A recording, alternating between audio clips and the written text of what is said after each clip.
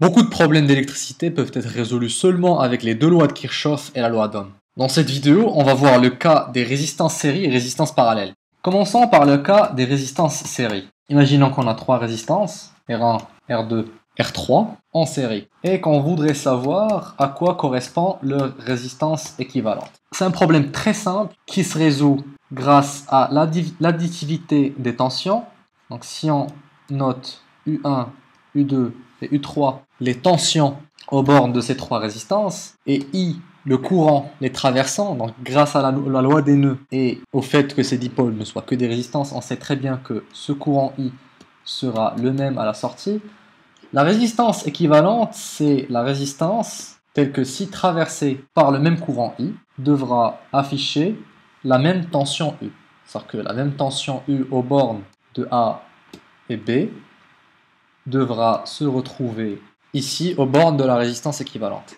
L'additivité des tensions nous permet d'établir la première équation suivante, que U sera égal à U1 plus U2, U3 et U3. Additivité des tensions qui nous vient de la loi de Kirchhoff, celle des mailles. La loi d'Ohm nous donne les équations successives suivantes, que U égale à R équivalente fois I, on applique la loi d'Ohm sur le circuit équivalent, et qu'en même temps, U1 sera égal à R1 fois I, U2 R2 fois I, et U3 R3 fois I. Quel est notre objectif? Notre objectif, c'est de lier R équivalente aux trois résistances précédentes, et de se débarrasser des grandeurs U1, U2, U3, U et I. Parce que c'est des grandeurs qui dépendent des conditions d'utilisation. Nous, ce qu'on veut, c'est une relation liant la résistance équivalente aux trois premières résistances, indépendamment de la tension et des courants qui traversent les dipôles en question. Il suffira de faire quelques simplifications dans le système d'équations suivant pour se retrouver avec des formules donnant R équivalent. Donc R équivalent qui vaut selon cette équation U sur I, vaut en même temps, selon cette deuxième équation, U1 plus U2 plus 3, U3 sur I, et vaut encore, selon les trois dernières équations, R1 plus R2 plus R3 fois I. J'ai fait la somme de ces trois équations, j'ai factorisé par I, le tout divisé par I. C'est aussi simple que cela, donc en simplifiant par I, on a la relation liant R équivalente et les résistances impliquées, qui n'est qu'une simple addition, ce qui nous permet de prouver que la résistance équivalente a des résistances en série, ici trois résistances, c'est simplement leur somme. Ce résultat se généralise sans problème à une somme de n résistances.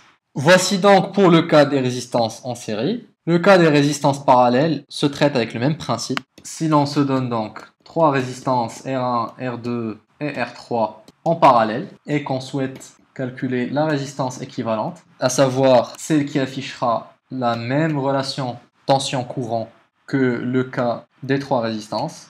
Ici, ce sera plutôt la loi des nœuds qui va nous être utile, vu qu'on a trois courants issus du même courant I, traversant les trois résistances. Les mêmes trois résistances qui ont la même tension aux bornes, il suffira de remettre encore les différentes équations données par les lois de Kirchhoff et la loi d'Ohm. Donc la loi des nœuds qui nous dit que I vaut la somme de I1, I2 et I3. Puis la loi d'Ohm qui nous dit que I1 c'est la tension aux bornes de R1 sur la résistance R1. I2 c'est la tension qui est toujours la même vu qu'on est en parallèle sur la résistance R3. Et que I3 c'est encore la tension U sur la résistance R3.